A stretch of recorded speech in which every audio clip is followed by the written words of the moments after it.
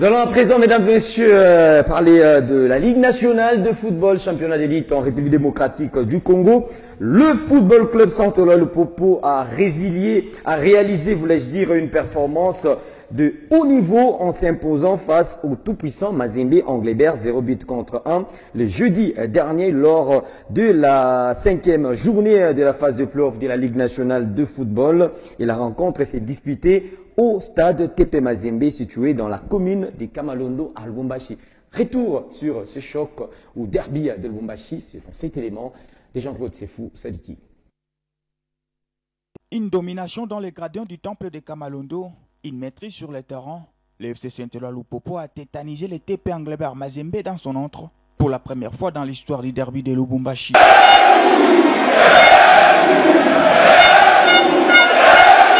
D'entrée, le très attendu Patrick Maungulu se signale par une frappe inopinée qui embrasse les décors. Réponse du berger à la bergère, Denis Mutula par une frappe molle va faire signaler Aliou Badara. Mais malgré les bonnes intentions de part et d'autre, ce sont les corbeaux qui s'offrent l'occasion en or. Koma qui dévide la tête et frappe spontanée de Moudjaya. Comme d'habitude, Omosola fera l'arrêt décisif. 0 but partout après 45 minutes. Les derby. Et au retour des vestiaires, les détails vont compter. Le FC Lupopo sur les coups de pied arrêtés, exercice qu'il affectionne, fera mal au tout-puissant Mazembe. Repoussé par la défense anglebertoise, le ballon va atterrir sur le pied en or d'Elise Toumba, intenable dans ce derby, qui va adresser un centre à ras le sol. La reprise du pied gauche de Mokonzi Banzeke sera létale pour Badara, fatale pour les corbeaux, triomphale pour les cheminots. Ouverture du score.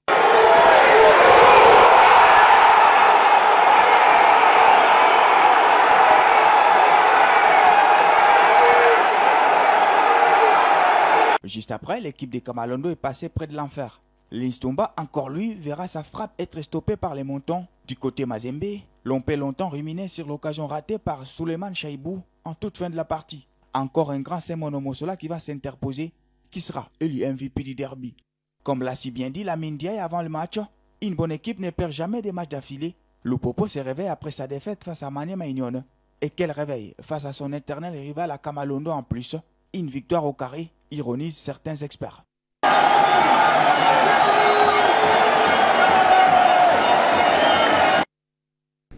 Joël Banewa, une déception pour le Corbeau de Mazembe cette saison. Pourquoi? Parce que sur les 5 matchs joués dans cette phase de play-off, Mazembe a perdu 2 rencontres. Et on s'est dit, c'est du trop. Et pourquoi c'est des trop? Même dans l'ensemble de ce derby, 3 derbys cette saison, 2 victoires pour le Popo, 2 défaites pour Mazembe et un match nul.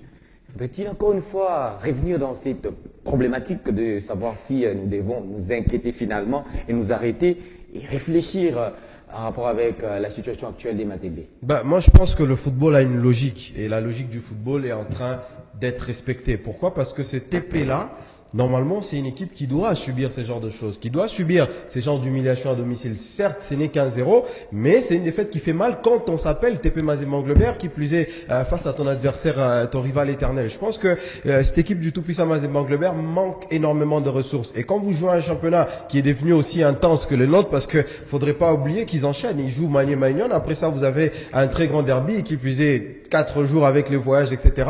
Ce n'est pas évident. Mais quand vous avez aussi une équipe qui est fragilisée par ses qualités individuelles, vous ne pouvez que perdre ce genre de match-là. Moi, je pense que sur les 90 minutes qu'on a eu à voir du côté de Kamalondo, tout n'est pas agité du côté du TP. Il y a eu certaines bonnes choses, il y a eu certaines bonnes performances, surtout individuelles. Il y a eu aussi de ces joueurs-là qui se sont troués complètement, comme Wangulu, en qui on avait placé beaucoup d'espoir avec les débuts qui marquent à Kinshasa. Mais pour son premier match chez toi à la maison, face à tes supporters, c'est vrai que c'est Lupopo, mais il passe quand même à côté. Il y a quand même des bonnes choses aussi du côté du tout-puissant Anglebert Mazembe, mais je pense que sur la globalité de ce qui se passe du côté du tout-puissant Anglebert Mazembe, c'est la logique du football qui est respectée. Et si on continue dans cette allure, je pense que si Mazembe se retrouvait 4e, 3e de ce championnat, ça ne serait pas une surprise. Pourquoi? Parce que le football, c'est un travail en amont, c'est-à-dire qu'en intersaison, les résultats pendant la saison et après on va tirer le fleur. Mais je pense que Mazembe avait déjà gâté sa saison depuis le début et aujourd'hui Mazembe est en train de bricoler. La victoire contre Maniema Union,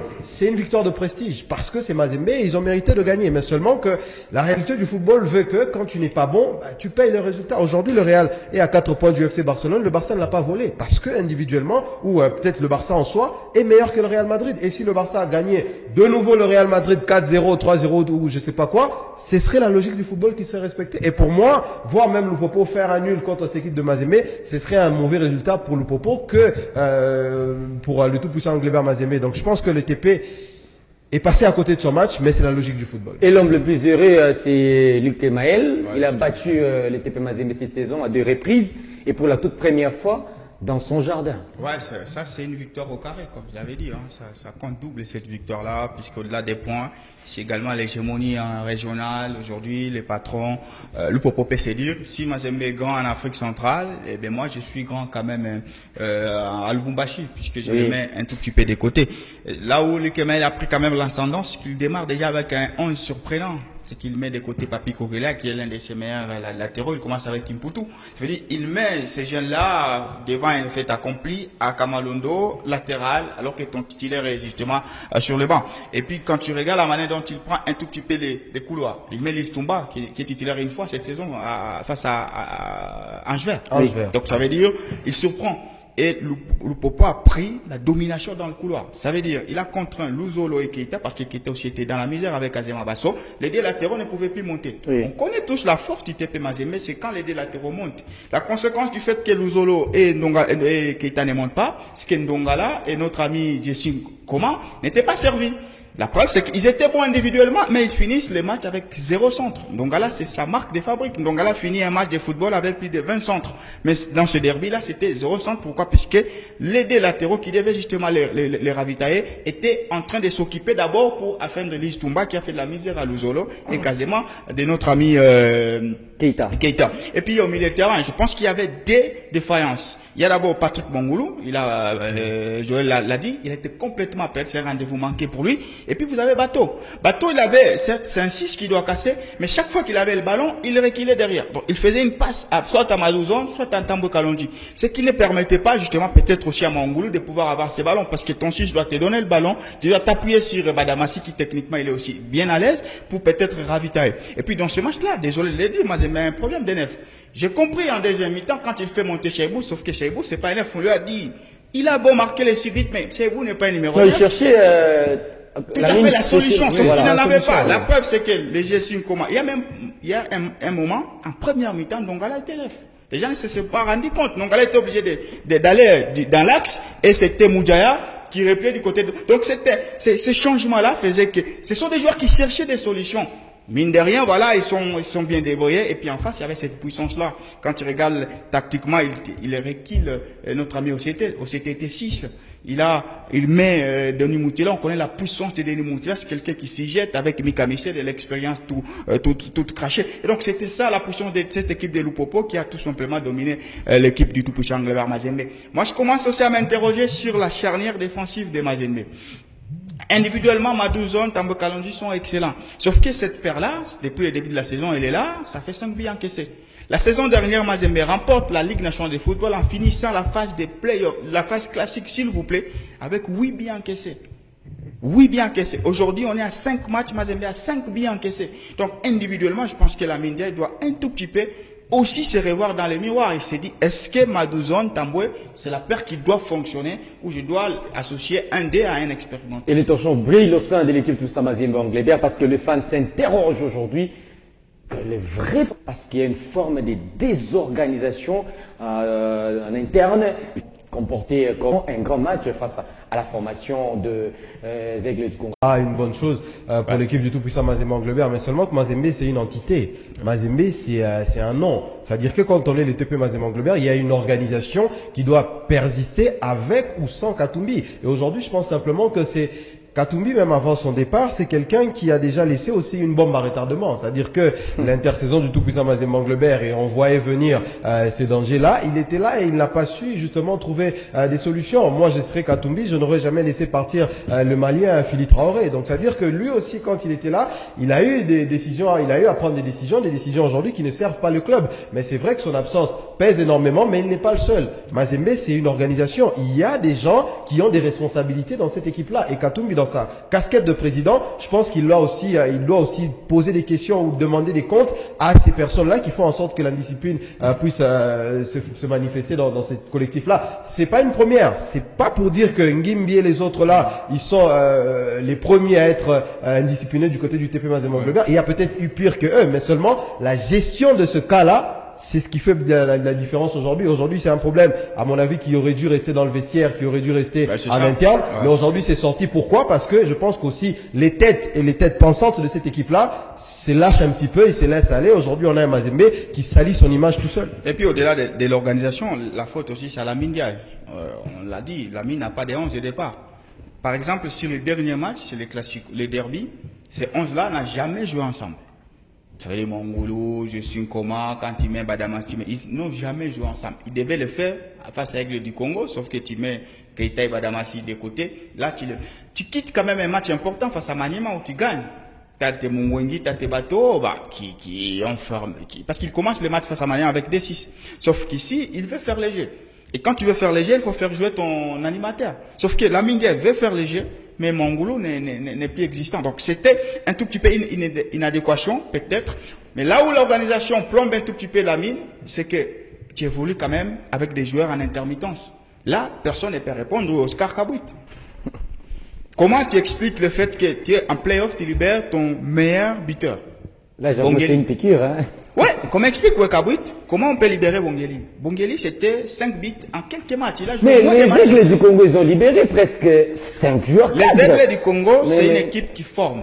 Ça veut dire c'est plus de 40 jeunes joueurs qui sont excellents. Certes, les Matobo sortent un tout petit lot. C'est que sans Matobo, tu as quand même un jeune qui prend les relais. Les Kikoma Mujinga, pour moi, c'est le meilleur, hein, à part lui et qui Tambala. Sont les meilleurs de ces débuts avec Kazema. Quand il te fait un match, tu as de l'expérience. Donc, je pense que l'administration aussi a pris certaines mauvaises décisions qui plombent un tout petit peu la tactique de la mine. Parce que là, quand Kabouit va rentrer, Bongeli va rentrer, on va complètement changer la ligne offensive. Une autre équipe. Et du coup, on a une autre équipe. Et outre les derbies, nous rappelons rapidement ici les restes des résultats. Tanganyika qui avait battu la formation, plutôt. Qui a été battu. Qui a été battu par lui n'a plus SMP.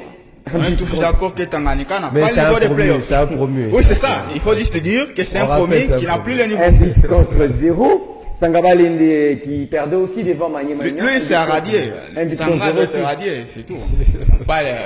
Et vite avec les Rangers, un but partout. C'était pas facile. C'était un match pas facile. On dit hospice de vieillard. Mais non. Mais non. Il y a un jeune qui est rentré, Béoukou Moussi qui marche, il a quoi, 23 ans. Je ne sais pas si c'est fait expressement. Vite à jouer Aigle du Congo, Sangaba Lende, Rangers. C'est la seule équipe qui n'a pas encore connu une confrontation. Pendant que Lupopo a déjà joué Maniema, Mazembe a déjà joué Maniema, Lupopo, Maniema a déjà joué Lupopo, Mazembe. Vita est la seule grande équipe du pays qui n'a pas croisé un grand. Et les Aigles du Congo du président Vijay Chimanga dominent au classement partiel de la Lina Foot avec 12 points. Maniema Union deuxième avec 12 points également. Le FC Saint-Éloi Lupopo troisième avec 9 points. Et au bas du classement, on retrouve Sangaba Lende 0 points. Ange Vert, 0 points. On espère bien voir ces équipes se relancer, surtout Ange Vert. Surtout Ange Vert. Non, Sanga, Tanganyika, Ange Vert, ils vont se relancer comment? Merci à vous, chers confrères. Non, le niveau, il est grand. Ouais, tous mes sentiments sportifs. Merci à vous, Banewa. Merci à vous et merci à tout le monde. Merci également à la grande équipe. Je vois de l'autre côté, mesdames et messieurs, Herman Koukela, Christian Kassindi. J'allais oublier notre ami Orphée du côté son. Dan Luamba et Priscilla. Priscilla et Dan Luamba également. J'ai cité Orphée, c'est pas Orphée, c'est notre ami Corneille. Ah là, Corneille. Bon, il faut pas aussi avoir des mauvais noms. Mesdames et messieurs, demain déjà ou ce dimanche, vous aurez votre classico à partir de 16h, 15 minutes. Barcelone, Real de Madrid. Au revoir et à la prochaine.